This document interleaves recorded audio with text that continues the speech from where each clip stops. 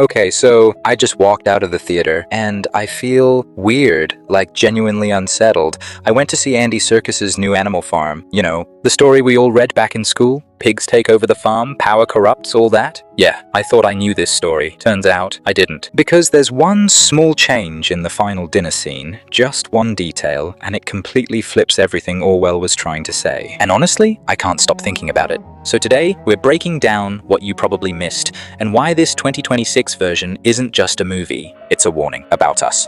Alright, quick recap if you haven't seen it yet. The story's simple. Farm animals get tired of being treated like dirt by their human owner, so they rebel. They take over. They want freedom, fairness, a better life. Sounds good, right? But then, slowly, things change. The pigs take charge, and before anyone realizes it, life on the farm is actually worse than before. Way worse. Now let me tell you what I loved. The technology? Incredible. Andy Serkis is the absolute king of motion capture, and the way Napoleon's face moves, the little smirks, the cold stare, the slow, creepy smile. It's so human. It's terrifying. You can literally see the greed spreading across his face. Now, what didn't I love? The first act's a little slow. They spend a lot of time setting up the politics. It drags a bit, but once it gets going, oh man, it really gets going. Overall, I'd give it an 8.5 out of 10. It's brilliant. But fair warning, this is not a cozy movie night with the kids. Alright, now let's talk about what really got under my skin. The digital allegory. So in the original story, the pigs use guard dogs to control everyone, right? But in this version, they use screens. Every single time Napoleon speaks, pay attention to the lighting. There's this bright glow on his face. It looks exactly like when you're staring at your phone in the dark. That's on purpose.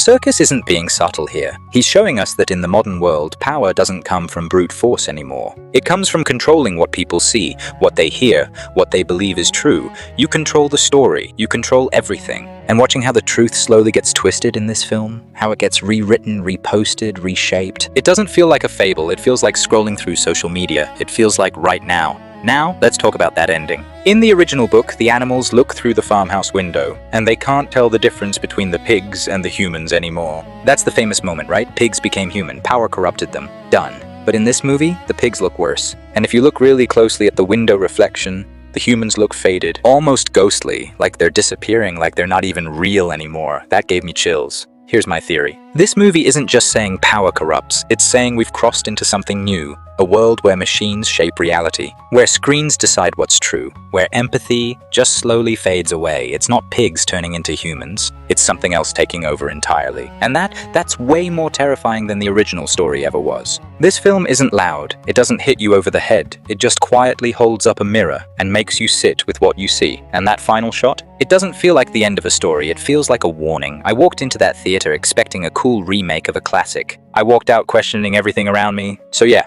this movie, it's a cold shower for the soul, and I think everyone needs to see it. Did that ending mess you up like it messed me up? Seriously, drop your theories in the comments. I'm reading all of them, and if you're into films that actually make you think, that actually have something real to say, hit subscribe. Because we're not just watching movies here, we're tearing them apart. Alright, I'll see you tomorrow for the next one. Until then, all animals are equal, but some of us are just a little too obsessed with the screen. Peace.